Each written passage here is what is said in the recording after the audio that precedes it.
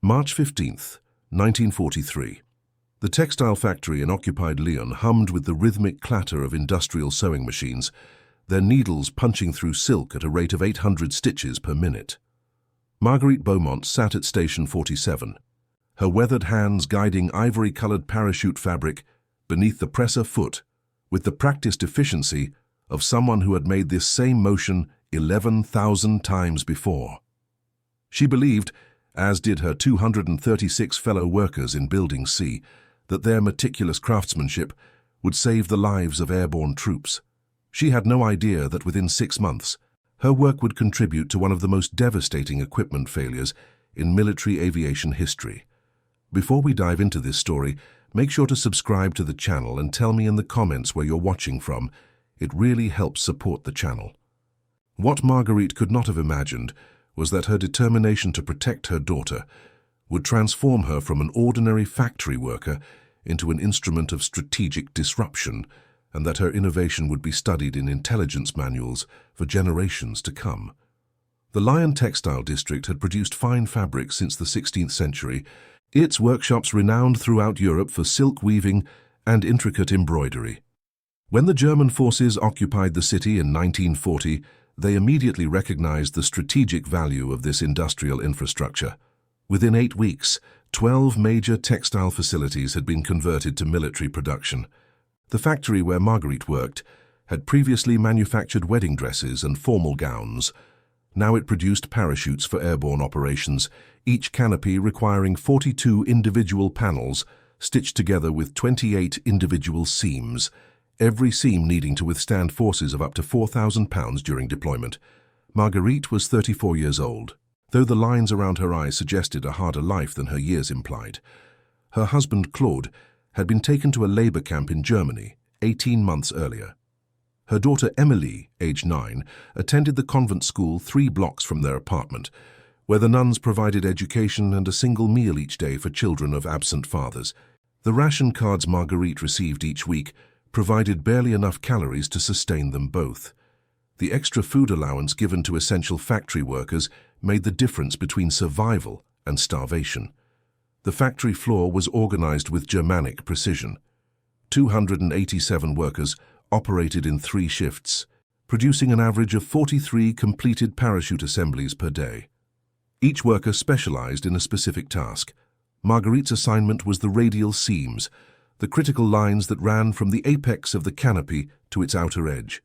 These seams bore the primary stress load during deployment and descent. The thread used was a specialized braided nylon with a tensile strength of 250 pounds per linear inch. The stitching pattern was a double lock stitch with 17 stitches per inch, a specification that had been tested extensively to ensure reliability under combat conditions. Oberinspector Friedrich Kohler supervised the quality control section with obsessive attention to detail.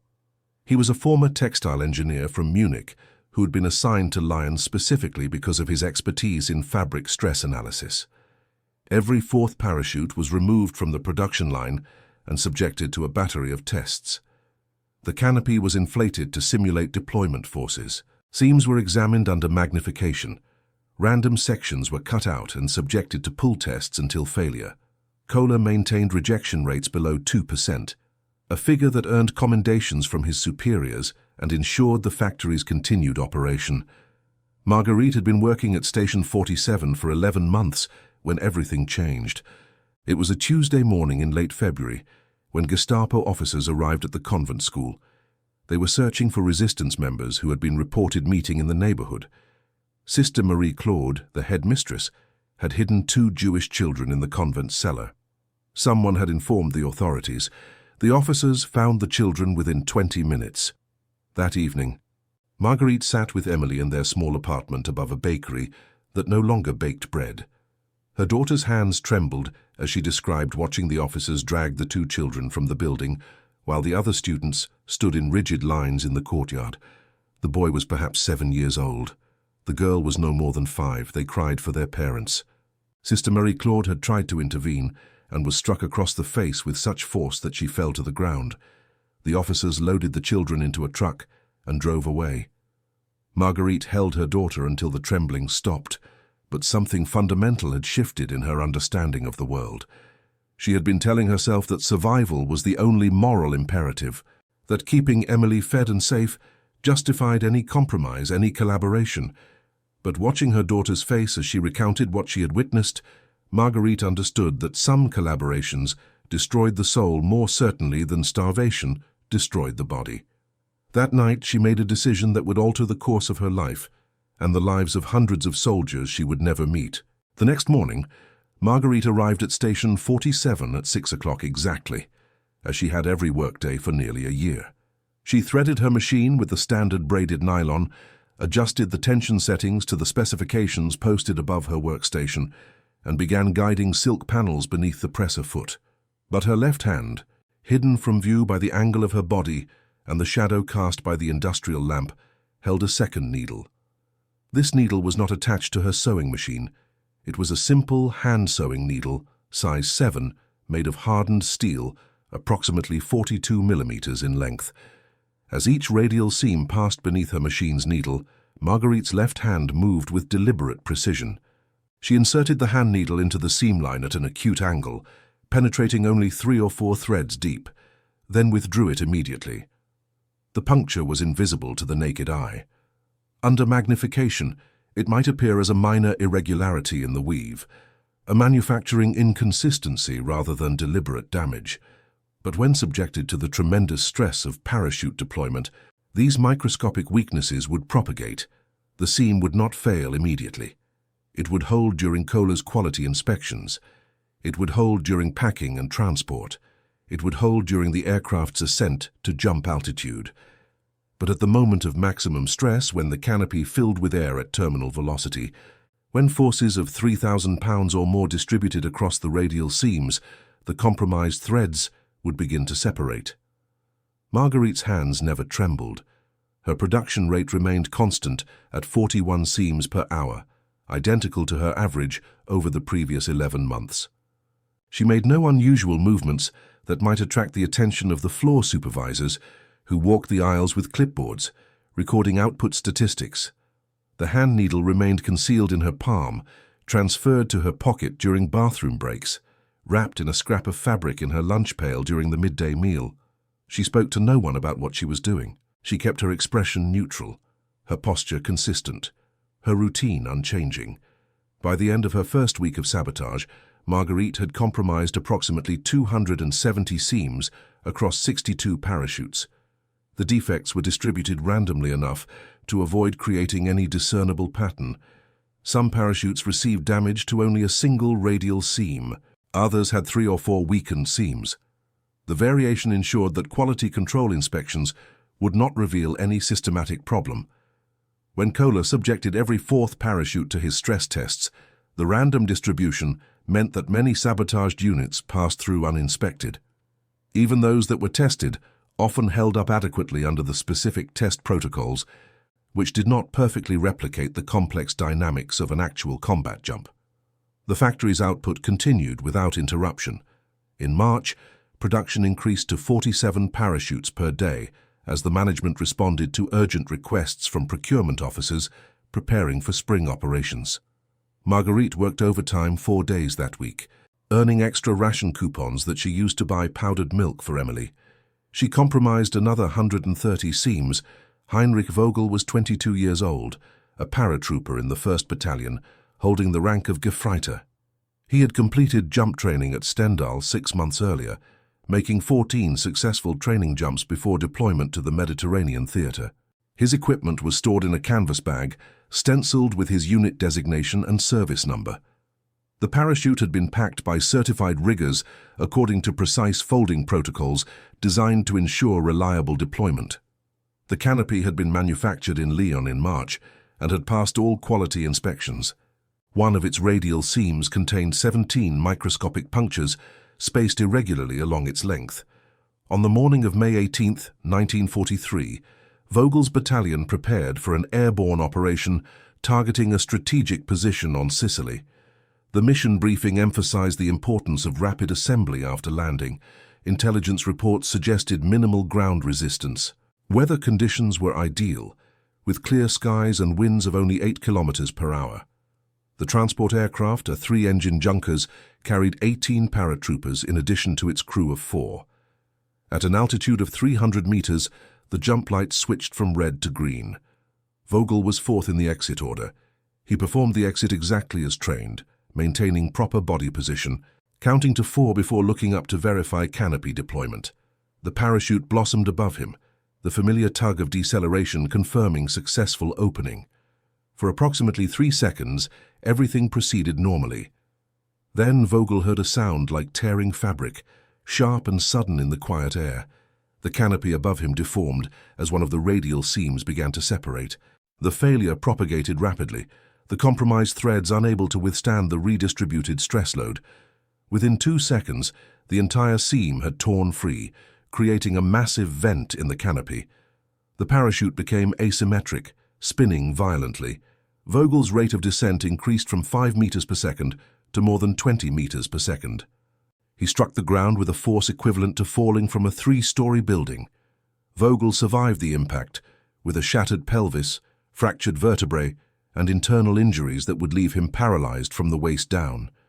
2 other soldiers in his aircraft experienced complete parachute failure. Neither survived.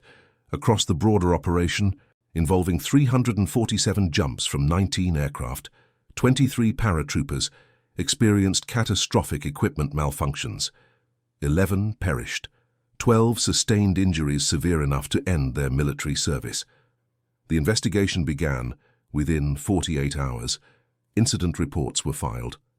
Failed parachutes were recovered and transported to a technical analysis facility in Munich.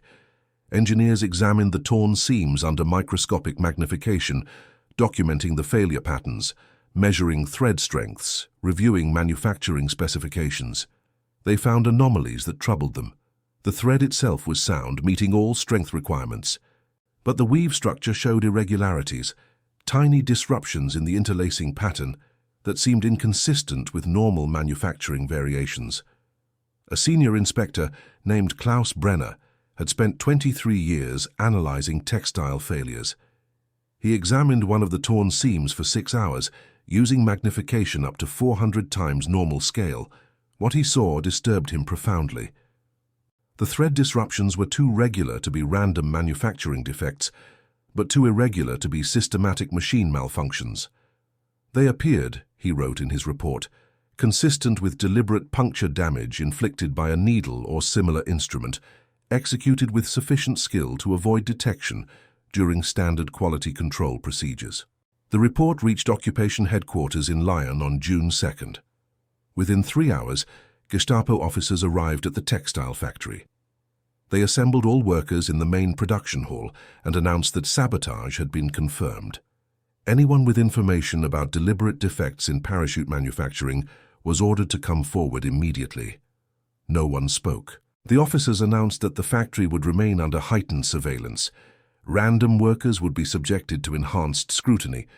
Production would continue, but any future equipment failures would result in severe consequences for all personnel. Marguerite stood in the assembled group of workers, her face showing the same bewildered concern as everyone around her. Her heart pounded so violently, she felt certain others could hear it, but her breathing remained steady, her expression unchanged. She had already decided, weeks earlier, that if she were discovered, she would not resist. She would not endanger Emily by forcing the authorities to search for accomplices or punish family members. She would simply accept whatever consequences followed and hope that someone would care for her daughter. But she was not discovered that day, nor in the days that followed. The Gestapo focused their investigation on workers who had family members known to have resistance connections, who had been observed making anti-German statements, who had demonstrated any form of suspicious behavior. Marguerite had none of these markers. She was a widow with a young daughter, dependent on factory wages for survival, with no political affiliations and no suspicious associations. She was interviewed once, briefly, and dismissed as irrelevant. The factory implemented new security measures. Supervisors increased their monitoring frequency. Additional quality control stations were established, with more frequent random inspections. Workers were forbidden from bringing any personal items to the production floor. Hand needles were inventoried daily and kept in locked cabinets accessible only to designated personnel. Marguerite adapted. She could no longer bring a needle from home, but she discovered that the factory's own inventory system had weaknesses. Needles were counted, but their individual lengths were not measured. She took a size 7 needle from the authorized supply and used the concrete floor of the factory's basement to grind away 5 millimeters from its length. She then replaced it in the inventory, where it was counted but not scrutinized. The shortened needle was easier to conceal, fitting entirely within her closed fist. Its reduced length made it less effective for deep punctures, but she compensated by increasing the number of punctures per seam. Production continued through June and July. The factory output reached 51 parachutes per day as demand intensified for operations planned across the Mediterranean and Eastern fronts. Marguerite worked her assigned shifts, compromised seams when opportunity allowed, and spoke to no one about her activities. She read to Emily each evening from whatever books the convent library could provide. She waited in line for rations each Saturday. She attended Mass each Sunday, sitting in the back pew praying for her husband's survival and her daughter's safety and forgiveness for the deaths she was certainly causing. In August, reports reached Lyon of another series of equipment failures during an airborne operation in southern Italy.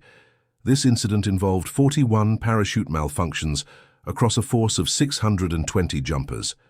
The failure rate was nearly 7%, far exceeding any previous incident. 16 soldiers lost their lives, 27 sustained career-ending injuries. The operation's objectives were not achieved. Follow-up missions had to be reorganized using alternative insertion methods, delaying strategic timelines and providing defensive forces additional time to reinforce their positions. The second investigation was more intensive. Every textile facility producing parachutes for military use was subjected to comprehensive audits. Manufacturing processes were reviewed in exhaustive detail. Quality control protocols were revised and expanded. Workers at the Lyon factory were interviewed multiple times, their backgrounds investigated more thoroughly, their activities monitored both inside and outside the workplace. 3 workers were arrested on suspicion of sabotage based on circumstantial evidence. All 3 were eventually released when no concrete proof could be established, but they lost their positions and their extra ration allocations. Marguerite suspended her sabotage activities for 3 weeks in September, while the heightened scrutiny continued. She returned to work each day, performed her assigned tasks with the same efficiency she had always demonstrated, and compromised no seams. Her production statistics remained consistent. Her behavior gave no indication of stress or guilt. When the intensity of surveillance gradually decreased as investigators failed to identify clear culprits, she resumed her work with the hand needle, moving even more carefully than before, reducing the number of punctures per seam but increasing the precision of their placement. By October, Marguerite had been conducting her sabotage campaign for 8 months. She had compromised approximately 1,400 seams across roughly 500 parachutes. She had no way of knowing how many of these had actually failed in operational use, how many soldiers had been injured or lost their lives because of her actions. She tried not to think about the individuals. She tried to think instead about Emily, about the 2 children dragged from the convent, about the faces of the soldiers who supervised the factory with such confidence in their superiority and righteousness. She tried to believe that what she was doing mattered in some larger calculation of justice and resistance. In November, the factory received a visit from a senior procurement officer named Oberstleutnant Werner Hartmann. He was a logistics specialist responsible for equipment supply chains across the southern European theater. He spent 2 days touring the facility, reviewing production records, observing manufacturing processes and interviewing supervisors.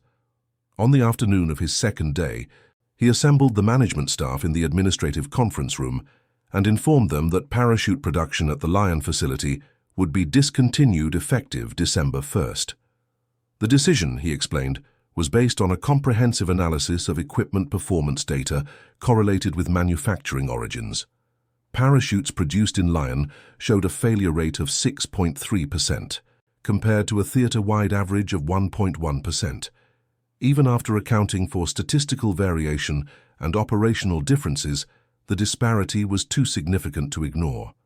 The factory would transition to producing uniform fabric and tent canvas, materials that did not directly impact soldier safety during combat operations.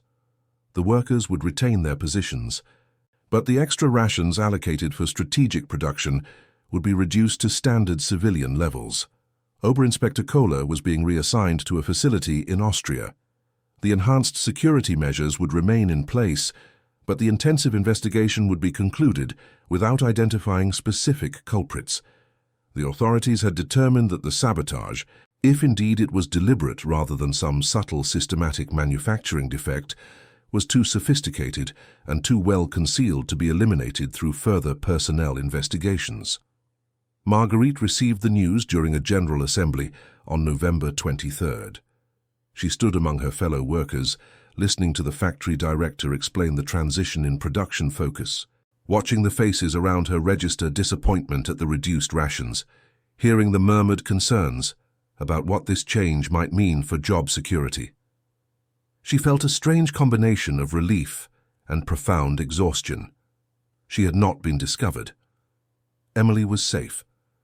But she also understood that her ability to resist, to act against the occupation in this particular way, had come to an end. The final parachute assembly left the Lion factory on November 30th, 1943. It was a Tuesday, the same day of the week when Marguerite had made her decision to begin her campaign 9 months earlier. She completed her assigned seams on that parachute with the same care and precision she had brought to every unit, but without the hand needle. She had disposed of it 3 days earlier, breaking it into pieces and scattering them in different trash receptacles across the city. No evidence remained of her activities except the compromised parachutes already distributed to units across the theatre, and those would be impossible to trace back to her specific hands, among the hundreds of workers who had contributed to their manufacture. The war continued for 18 more months. Marguerite worked at the factory producing tent canvas, her wages reduced, her rations diminished, her days marked by the same routines of survival and endurance that defined existence for millions of others in occupied territories. Emily grew taller, learned to hide hunger behind practiced smiles, studied mathematics and literature in the convent school, while Allied bombers occasionally thundered overhead toward targets in Germany. Claude returned from the labor camp in May of 1945, 2 weeks after the German forces surrendered. He weighed 41 kilograms, barely half his weight at conscription. He recognized neither his wife nor his daughter when they met him at the railway station.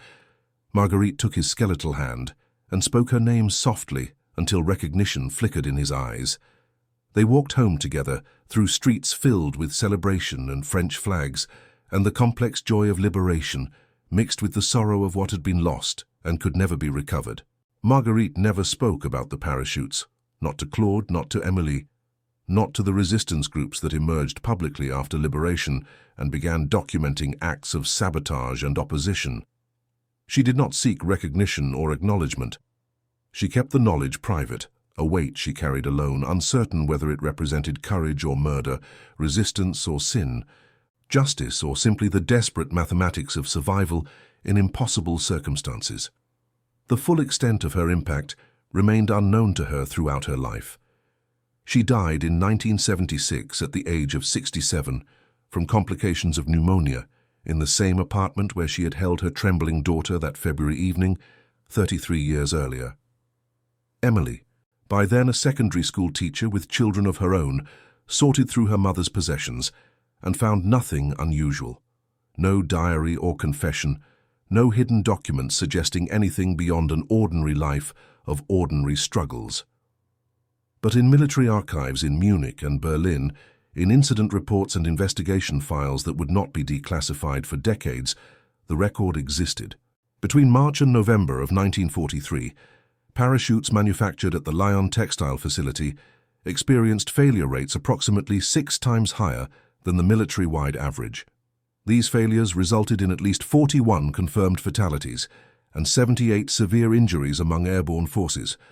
Operations were disrupted, timelines delayed, tactical advantages lost. Post-war analysis by military historians would identify this period as representing one of the most effective sustained sabotage campaigns of the occupation, precisely because it was never definitively proven to be sabotage at all. The possibility remained that the failures resulted from some subtle manufacturing defect, some unidentified weakness in materials or processes that was corrected when production was relocated.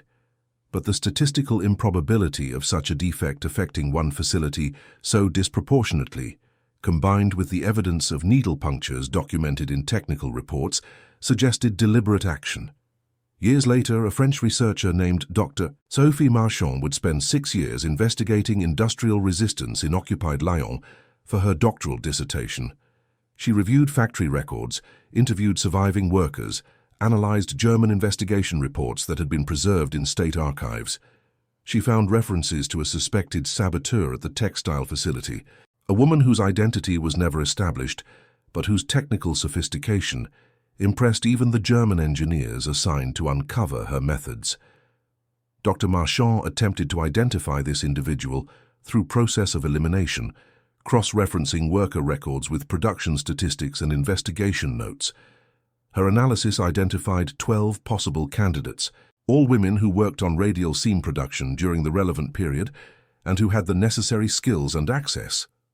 Marguerite Beaumont was on that list, but so were 11 others, and no evidence existed to definitively distinguish her actions from theirs. In the final chapter of her dissertation, Dr. Marchand wrote that the inability to identify the saboteur was perhaps fitting. Resistance, she argued, was not always dramatic or public. It was often quiet, solitary, invisible. It was a mother choosing danger to protect her daughter from a world that dragged children from schools. It was hands moving with practiced precision, making decisions in milliseconds, balancing survival against conscience. It was the accumulation of tiny punctures, individually insignificant, collectively catastrophic. The unknown woman at Station 47, whoever she was, represented thousands of others who resisted in small ways, who made calculated choices in impossible circumstances, who accepted the moral burden of actions that could never be fully justified or condemned, but only understood as human responses to inhuman conditions. The hand needle Marguerite used no longer exists, broken and discarded decades ago. The parachutes she compromised have long since been destroyed or deteriorated beyond recognition. The factory building was demolished in 1984 to make room for a commercial development. The convent school closed in 1991 and was converted to apartments. The apartment where Marguerite held her daughter, on that transformative February evening, now houses a young family who know nothing of its history. But the record remains, fragmentary and incomplete, in archives and academic studies, in incident reports that document equipment failures without fully explaining their cause, in investigation files that reveal the sophistication of an unknown saboteur, whose identity eluded some of the era's most thorough investigators. And in that incompleteness, in the uncertainty about who exactly compromised those seams and why, and with what internal justification, lies a truth about resistance itself. It was not always heroic in conventional terms. It was not always pure or uncomplicated. It involved choices that caused suffering and death, actions that could be defended or condemned depending on perspective and priorities. But it represented the refusal to be passive, the insistence that even in occupation, even in hunger, even in the shadow of overwhelming power, individuals retained the capacity to choose, to act, to resist in whatever ways their circumstances allowed. Marguerite Beaumont believed she was protecting her daughter by collaborating in the production of parachutes. Then she believed she was protecting her daughter by sabotaging them. Both beliefs were true and both were insufficient to capture the complexity of her situation. She was a woman trying to survive impossible circumstances while preserving some sense of human dignity and moral agency. Whether she succeeded is a question that cannot be definitively answered because the metrics for such success do not exist. She kept her daughter alive. She contributed to equipment failures that cost lives. She resisted occupation through the only means available to her. She carried the weight of her choices in silence until her death. All of these statements are true simultaneously, and their coexistence defines the moral landscape of occupation and resistance more accurately than any simple narrative of heroism or collaboration could capture. And that concludes our story. If you made it this far, please share your thoughts in the comments. What part of this historical account surprised you most? Don't forget to subscribe for more untold stories from World War II and check out the video on screen for another incredible tale from history. Until next time.